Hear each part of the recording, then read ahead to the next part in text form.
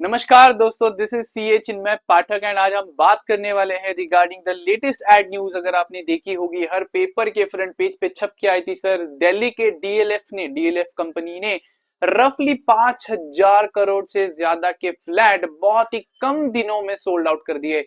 Launch के बहुत ही कम दिनों में सारे फ्लैट्स बुक हो गए और देख के बहुत ज्यादा शॉक लग जाता है सर, क्या इंडिया में इतना ज्यादा पैसा है?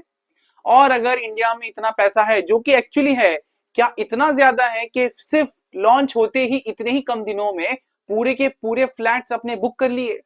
तो चलो, क्या इसके पीछे कोई स्ट्रेटेजी तो नहीं? क्या ये कोई स्कैम या फ्रॉड तो नहीं?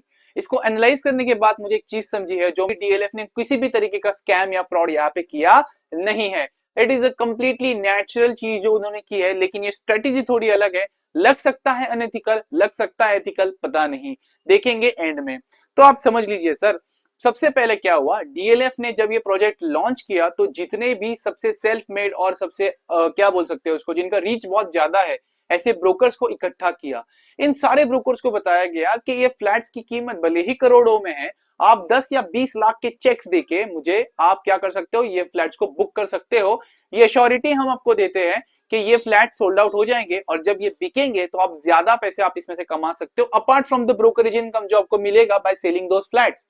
तो एक ब्रोकर फ्लैट बेच के ब्रोकरेज भी कमाएगा, साथ ही साथ उसने 10 लाख में वो फ्लैट बुक किया था, तब मान लीजिए एक मार्केट रेट, मान लीजिए एग्जांपल दे रहा हूं, 1 करोड़ है, अब बेचते टाइम वो वही फ्लैट बेचेगा 1 1.5 करोड़ में, तो ऊपर का भी कैपिटल एप्रिसिएशन वो खाने वाला है, ब्रोकरेज का कमीशन भी उसको मिलने वाला है। Both ways win win situation थी। साथ ही साथ डीएलएफ को 10 या 20 लाख के चेक लेके कंस्ट्रक्शन के लिए पैसा, वर्किंग कैपिटल मिल जाता था, तो डीएलएफ के लिए भी ये विन विन सिचुएशन था। लेकिन इस सब चीजों में सब लोग एक चीज भूल गए कि डीएलएफ बहुत बड़ा गेम खेल गया।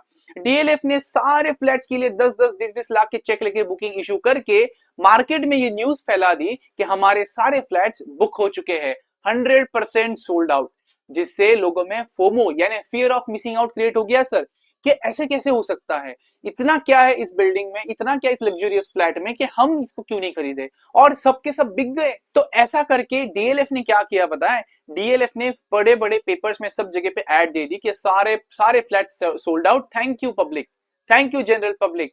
तो लोगों के बीच में आ गया फियर ऑफ मिसिंग आउट, तो लोगों ने शुरू कर दी इंक्वायरीज कि भाई क्या है ऐसा, और लोग कॉल कर रहे थे इन्हीं ब्रोकर्स को। तो ब्रोकर्स लोग उनको कहते थे सर अभी तो सब बुक है, अभी आप 1-1.5 महीने बाद पूछ लेना, तब अगर अवेलेबल होता है तो मैं आपको फोन करके बताऊंगा।